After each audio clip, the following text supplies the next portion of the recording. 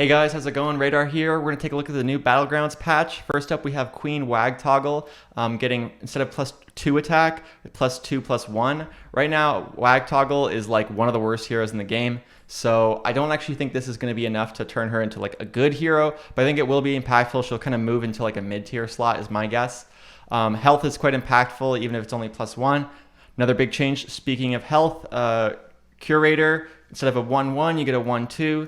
I think Curator kind of had some benefit of having like a slightly better early game in that they had a 1/1 start, but it wasn't nearly as good as like a Lich King or Alakir or those kind of heroes, Millhouse sometimes, where they just have a really strong early game and the hero power kind of carries them late game. I still think Curator is just like okay, but it'll make him a bit better. Hook Test is kind of in a weird spot because the ability kind of goes back to what it was pre-nerf, but now it costs 1 gold. So now instead of removing a friendly minion and getting a random one from a tier lower, you now can discover a minion. So I still think this is like okay, but it's honestly hard to say if it's better. 1 gold is a lot, and like, you know, you're kind of losing a minion you already have, so you can't just like press 1 to discover something. So I have mixed feelings about this. Similarly, Rat King is getting buffed. Instead of +1/+2, it's +2/+2.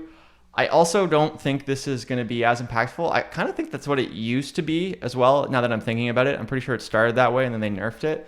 My issue with Rat King is basically it's inconsistent. So if you could get the buffs off the minion that you wanted, you often were doing well. And when you weren't getting those buffs, you were often doing poorly. Now it's going to increase those margins a bit where like when you get the buff, it's even better. But like, it's still inconsistent. There's going to be many times where you get like a beast buff and there's no beasts on the board. And then the next round you get a dragon buff and there's no dragons on the board. So I still think Rat King, you know, not going to be that high up right now. Rat King is quite low. Yeah, so I don't think this is going to be a huge change, but it will matter.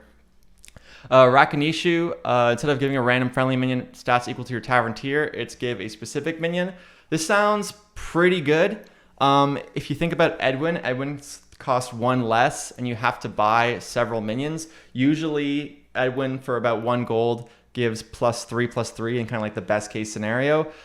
This could give +6/+6 for, you know, 1 extra gold. So pretty good, I would say. I think this moves him into kind of a similar like Edwin style category. Edwin right now, not amazing, but still like one of the better heroes.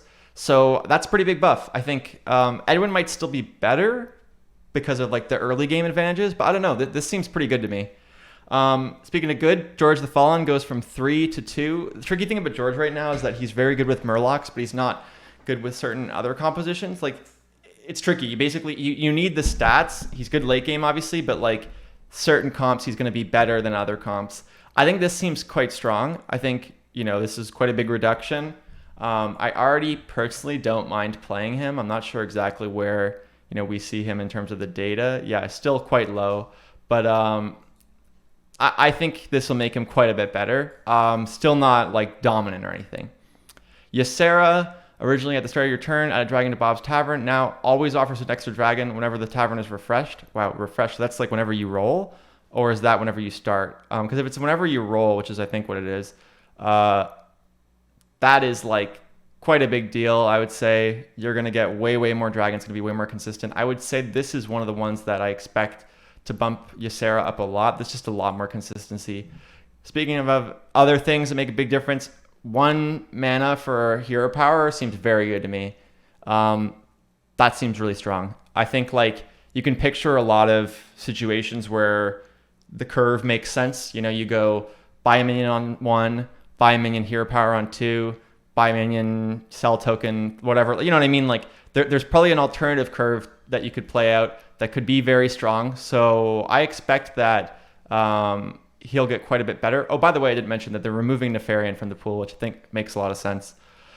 Galakron's Greed, another interesting one. They're making the hero power cost 1 less, but it will not freeze. So if you want to freeze, you have to freeze the whole board rather than an individual one. I think that is well worth the cost to have a consistent level up. I think this makes him way better. One of the things that's true in regular Hearthstone and also true in Battlegrounds, it seems, is 0 mana hero powers are often quite good. Like think about how Lich King went from 1 to 0 and became way stronger. Jandis has a 0 hero power. What's it called? Hook Tusk's original hero power was very, very strong. There's just a lot that are like, passive hero powers that are quite good. Reno got way better when his hero power became 0. It's just like whenever you get guaranteed value every turn, that instantly pushes you up into a higher category. So I expect Galakron will go from being like dumpster tier, because I'm pretty sure he's down here somewhere. Is he better than I think? I don't even see him. No, he's got to be down somewhere here. Yeah, he's literally the worst. So he'll go from like dumpster tier to being decent, I think. Maybe even quite strong. Like this is one of the ones that I would think is the most impactful by a lot. Moving along, Test Greymane. Instead of getting some minions for your opponent's warband, you get the entire board. That's a big deal. There were times where I'd play this hero, I'd roll, and I'd be like, well, I really hope I get their brand, and you'd get like, a bunch of 1/1 tokens or whatever, and you'd think, this sucks. So I think that makes it quite a bit better as well. I personally don't mind Tess. It wouldn't surprise me if she's low. But I think that'll make her quite a bit better, but not kind of amazing. Elise, the map now costs 2. Wow, that's quite a big jump as well. I think that's just like weird that they don't have a little visual. I think that's a big deal. I think she was already pretty good. Like Elise kind of guarantees certain power buffs at certain turns. So now you can kind of like, the way you got to think of it is anytime they make something cheaper, it can change the whole curve of the game. So before, like when you'd level, you might not be able to, like if you level at a certain turn, you might not be able to kind of have enough gold to spend 3. And now, for example, you might be able to, like I'm just thinking of this off the top of my head, buy a minion on 1. On turn 2, you maybe buy a minion and roll. And then turn 3, you buy a minion, hero power to discover, like level up and discover a 2 for 1. Like that could become interesting. I'm not sure if it's good or not, but that's what you got to consider. Lord Barov now gives you gold back on ties. Oh, I like that a lot. Oh, that'll make him way better. Yeah, that's really cool. You can see some of these are clearly live reactions by me. I think that's good. Yeah, that's a big deal. Like right now, he's kind of a bit of a skill testing hero, but also there's times where you're just like, damn. And especially early game, like those advantages stack up a lot, and that's where people are tying a lot. So that's cool. Minion updates. Elementals are rotating out of the pool the way every other minion rotates out of the pool. Sounds good. In terms of actual specific stuff, this one is insane to me. I think this is the biggest change I've seen so far. After you play a demon, you get +2+2. Now you're going to get +2/+2, but you're already a 1/3. 1/3 was not that bad of a stat line. The problem with this card was often you're like, I don't want to buy it unless I have a demon there, and like, do I really want to buy a Vulgar Homunculus or a 2/1? But there were situations where this made sense. Now I'd say those situations where it makes sense are going to be common. This is just going to be a good pick. All of a sudden it becomes like a 3/5 on turn 2. Sign me up. That sounds amazing. Yoho Ogre. Surprised that they're nerfing this. Didn't really seem like that strong to me. But I guess the reason why is because of this buff. I think they're trying to change pirates all over, like entirely. Pirates right now are pretty underpowered. They're the kind of thing where like even when you discover win conditions like Hogger, it still can be hard to make that win condition pay off. So they're just trying to scale back the power and then buff some other minions. Makes sense. Iron Sensei. At the end of your turn, give another friendly mech +2/+2. That's staying the same, but now it's tier 3. This is huge. Very, very big. Very often when you would discover a 4 and get an Iron Sensei early, if you had like a 3/2 Divine Shield or, like even just any decent mech, getting +2/+2 every turn is quite impactful. Think about Gold Grubber. That's the name of the pirate. That's the tier 4 one that gets +2/+2 for every gold you have. This is kind of the same, but you're getting at tier 3 and it just has to be a mech. But there are good Divine Shield mechs and you can also discover Divine Shields later. So this just sounds amazing. I think this might even be too strong.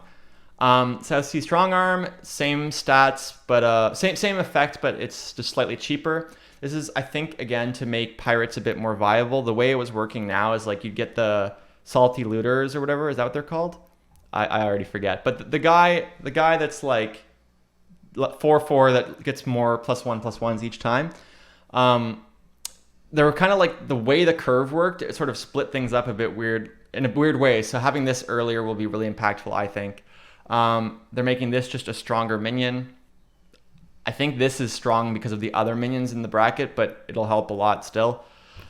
Light Fang, oh yes, perfect. They're turning it back to how it used to be. I think this is a great change. Menagerie is in a bad spot right now. If you look at compositions right now, you see that Menagerie is the single worst one. And Light Fang used to be very OP because there were a bunch of amalgams, but the game has changed a lot. Makes a lot of sense.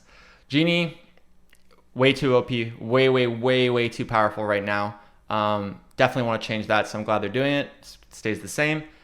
Gar, I don't totally agree with this one. I feel like oftentimes Gar is like, at least in my experience, like not that strong.